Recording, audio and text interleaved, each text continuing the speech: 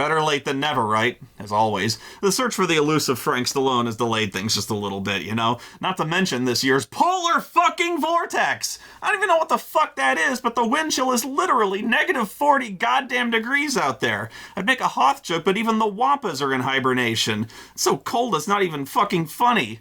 Hey, you, what the fuck is a polar vortex anyway? What? Oh, yeah, a polar vortex, of course. A polar vortex in layman's terms is a point of bad winter. Look, you never want to get caught in any kind of vortex. There's no such thing as a positive vortex, Spoony. It would take a scientist to explain.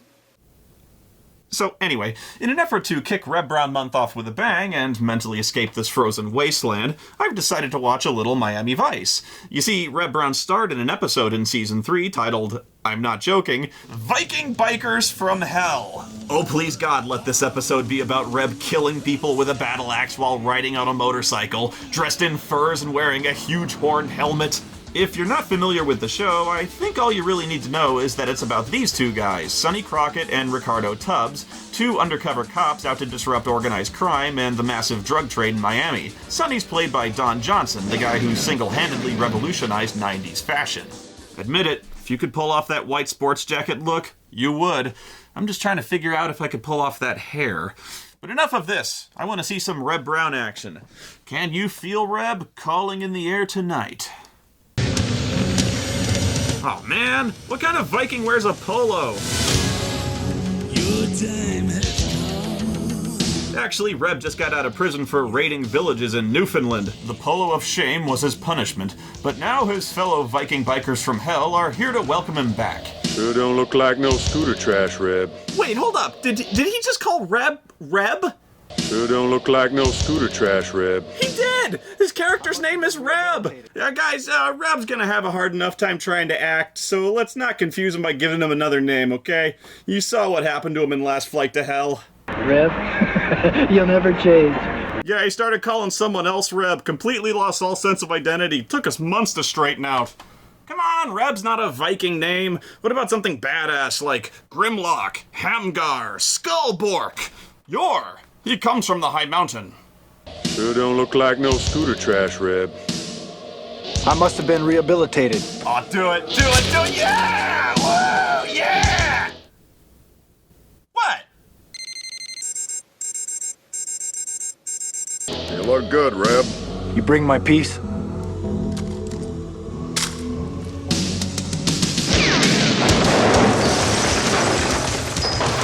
Jesus Christ! What do you load that thing with, antimatter?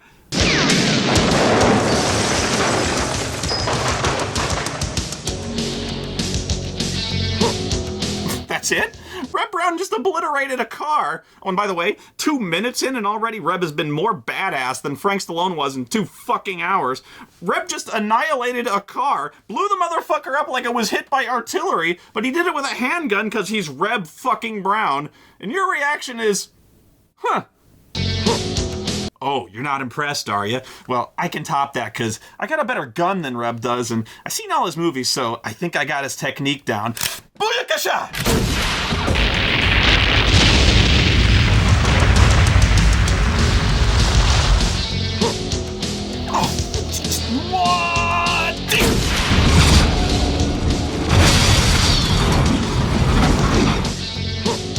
Okay, so, while Reb was in prison, his best friend, The Wire, yes, The Wire, got shot to death, and the first thing he wants to do is go to his funeral and go strike commando on the dumb sumbitch who did it. I'm gonna find him and exterminate him. I vote we don't go.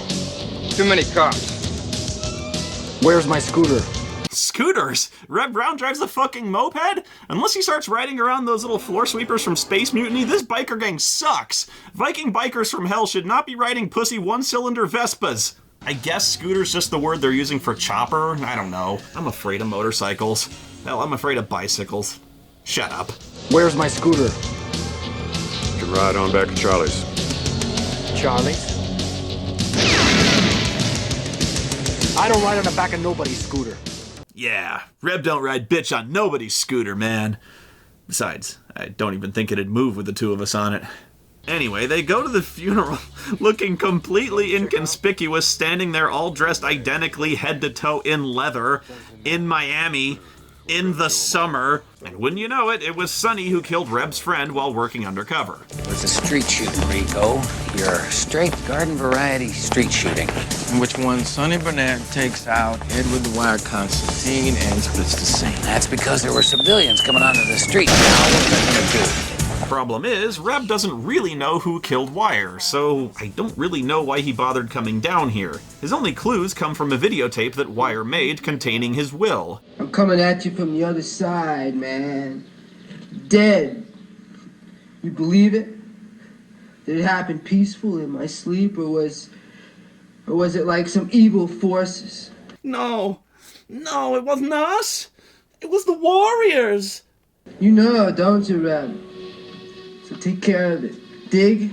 I mean, some cocaine cowboys done the wire. I want you to play Geronimo. Cocaine cowboy? What the you mean Snowflame? What the fuck are you talking about? Stop using slang! Reb, you out there, dude? I love you, man.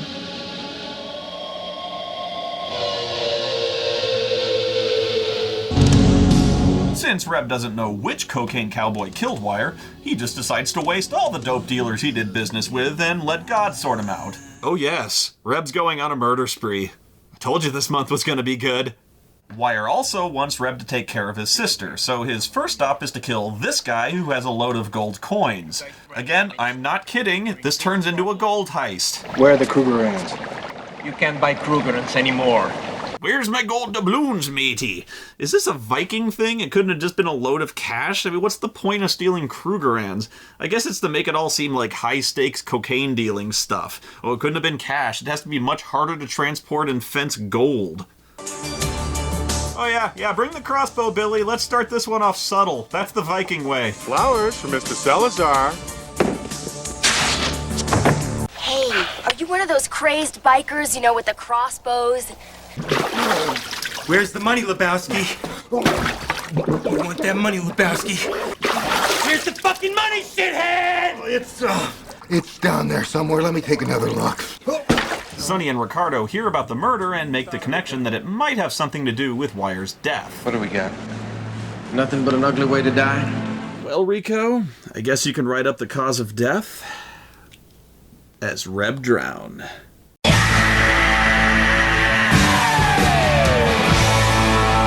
After that, they go talk to Wire's sister to see if they can come up with any leads. Listen, your brother controlled over a third of the market. His departure created quite a void. Wait.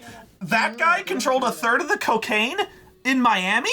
Sonny shot a guy who controlled a third of the cocaine. So basically, he wasted one of the biggest drug lords in the country. So there's fucking Tony Montana, and then there's this guy. You out there, dude? Guys, look out, it's Slender Man! Bésame mucho. Tengo que puede perderte después. How many people here are from out of town? You think this act bombed? You should have seen the guy who opened for him. Just hanging out with the family, having ourselves a party. Just hanging out. Any requests? Yeah, take that microphone and shove it up your ass.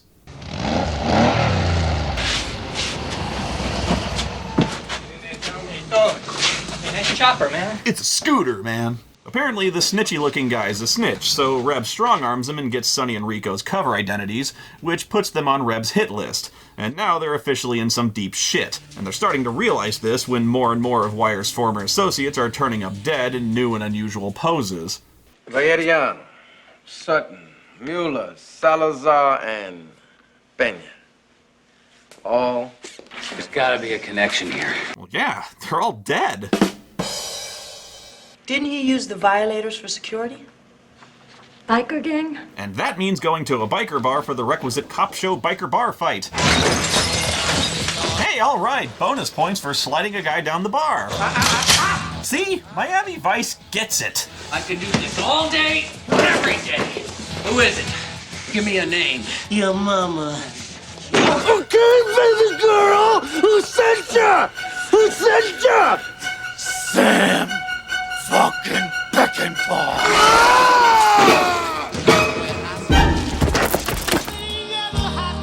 Oh, Reb's gonna kill another guy. Oh, and look at the size of the cake. I bet he's gonna shoot him and he goes into the cake. Cool rifle. It's too far for a crossbow, right? But I'm calling and he's going into the cake.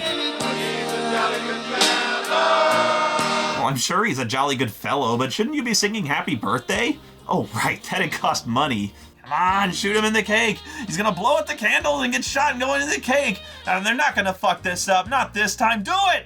Do it! In the cake! In the cake! In the... Yes! Yes, that's Reb Brown, baby! There's no one who can touch him in your whole damn army! Nobody at the party really seems to care that the back of that guy's head just exploded. They sort of just calmly drift off like, oh, well, Carl's dead. Let's go see the chocolate fountain. Rico, I've seen a lot of hitmen in my time, but Reb Brown takes the cake. A classic psychopath. Incapable of emotion or regard for human life. Or acting. Finely tuned machine. Eager to destroy everybody and everything in his path. But why? Brackett is no mad dog killer. He is after something. The man is crazy. He's the devil incarnate. He makes Manson look like Mr. Rogers. You're comparing him to Charles Manson? He's got two other guys. He ain't exactly a cult of personality here. You know, like Hitler and Himmler. The man has killed literally hundreds of thousands of Jews with mustard gas. He cannot be killed with conventional weaponry, and he absolutely will not stop until you are dead. Make him sound like a robot. So the cops decide to stake out the few remaining guys who worked with Wire. Since they pretty much know exactly who Reb's going after now, it's only a matter of time before he falls right into their... Ah, shit.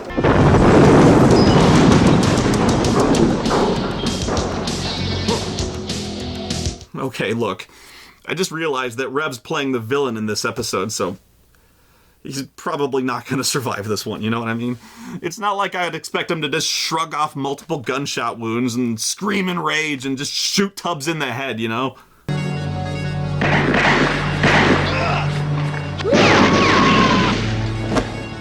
Holy shit, he just shot Tubbs in the fucking head! Did Reb Brown just kill Tubbs? I don't remember this happening on Miami. How the fuck? This is yours! Rico? Your partner carry a rabbit's foot or something? It's supposed to be funny. Just wondering, because he's got to be the luckiest patient in this hospital. Another 1/16 of an inch, and you would have been in your dress. He's gonna be okay, right? Yeah, well, he's fine now, basically. Just got a bad concussion. Oh, go fuck yourself. You get shot in the head and you got a concussion? Kiss my ass. You know, I'm not saying it can't happen in real life, but from a screenwriting standpoint, it'd have been more believable if you revealed at the end of the episode Tubbs is a fucking vampire. It's bullshit. Fuck you. Oh, and way to hold the tension for a whole commercial break. At the very least, Sonny should have spent the rest of the episode operating under the assumption that his partner had just been gunned down. Instead it goes, holy shit, Tubbs is dead! Oh, never mind, mild concussion. Eventually the stakeout pays off, because I'm sure Reb won't notice the giant bright green van following him. A SWAT team moves in soon after to surround the Viking Lodge, clearly having no clue just who in the hell they're fucking with. Yeah, they should have sent more cops. We surrender! We surrender! Don't shoot! Oh my god, the quarterback is toast!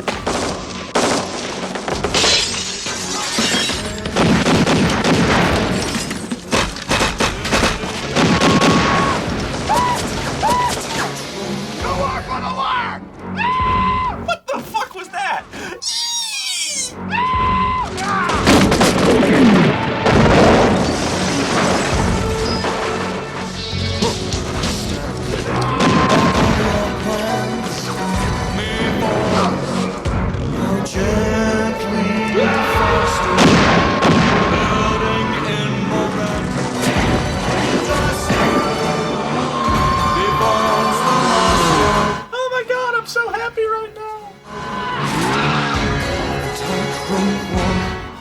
I don't know about you, but I need a cigarette.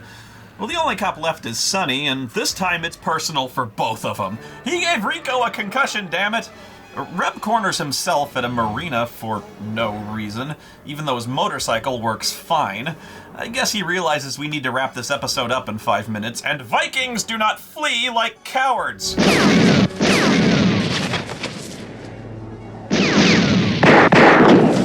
Oh no!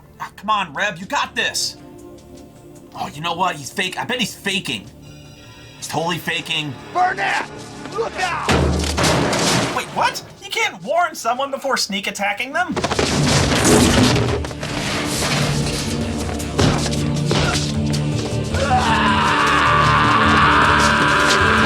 Yeah, punch Reb Brown. That's gonna work. It's like punching a tank in the tank face.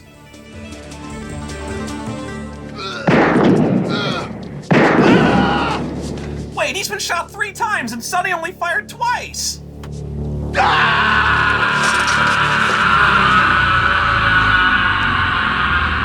Oh my god! Did you see? He hit his head on the side of the fucking thing! We gotta see that again.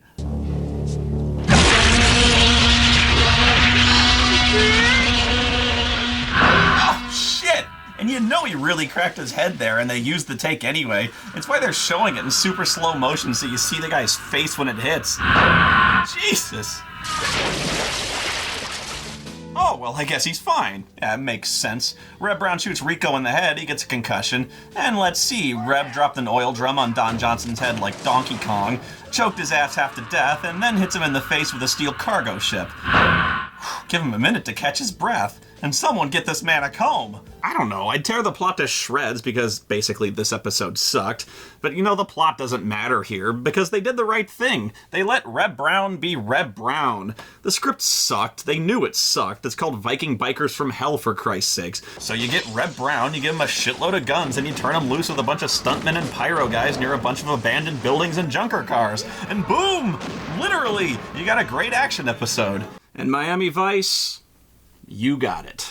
All you gotta do is give Reb Brown a gun, a grenade launcher, line up a bunch of jabronis in front of him and say, "Shoot, you bastard, shoot." And you just sit back and watch that motherfucker yell.